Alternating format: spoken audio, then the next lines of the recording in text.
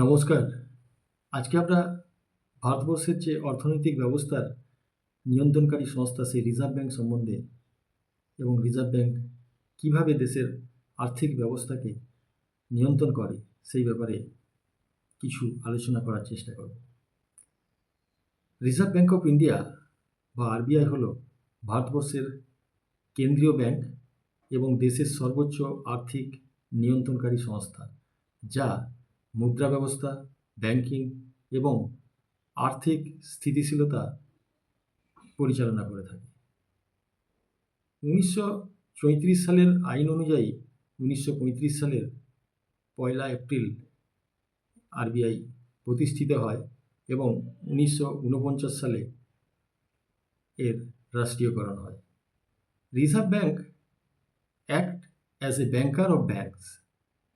যে সমস্ত ইনস্ট্রুমেন্টের মাধ্যমে রিজার্ভ ব্যাঙ্ক দেশের আর্থিক ব্যবস্থাকে নিয়ন্ত্রণ করে থাকে সেইগুলি CRR, repo, reverse repo, SLR ইত্যাদি নামে পরিচিত। আপনারা অনেকেই এই টার্মসগুলি সম্বন্ধে অবহিত আছেন।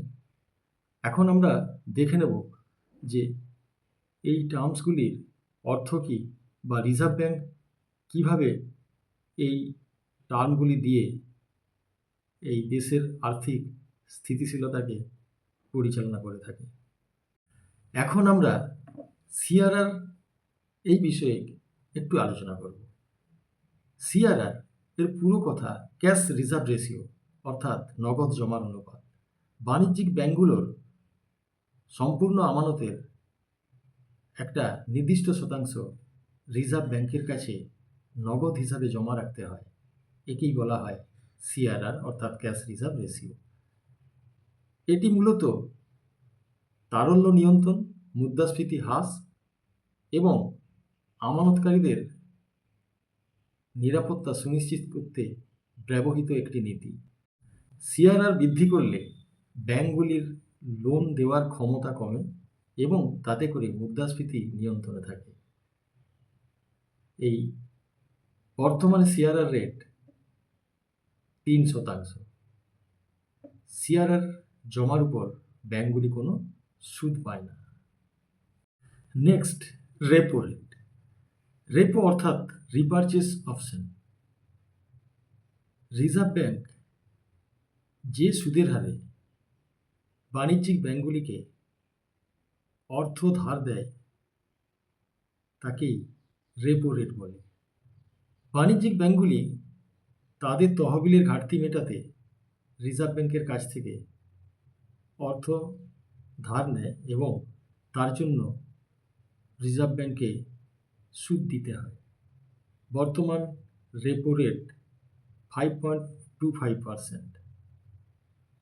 ইনফ্লেশন কমাতে আরবিআই এই রেপো রেট বাড়িয়ে দেয়, ফলে বাণিজ্যিক ব্যাঙ্কগুলির ঋণ ব্যয়বহুল হয়ে পড়ে এবং বাজারে টাকার প্রবাহ কমে। এরপর আসি রিভার্স রেপো। যে হারে আরবিআই বাণিজ্যিক ব্যাঙ্কগুলির কাছ থেকে অর্থ ধার করে তাকেই বলা হয় রিভার্স রেপো।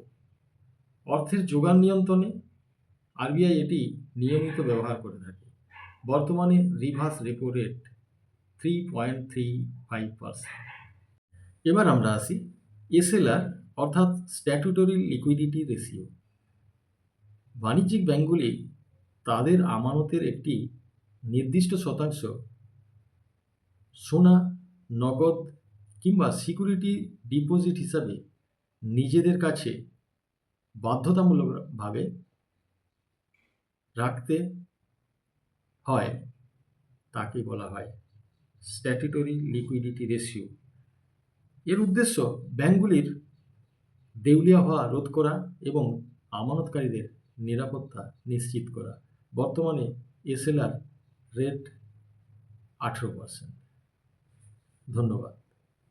যদি এই ভিডিওটি ভালো লেগে থাকে তাহলে বলবো আর কিছু না হোক, প্লিজ এই চ্যানেলটিকে একটু সাবস্ক্রাইব করে দিন।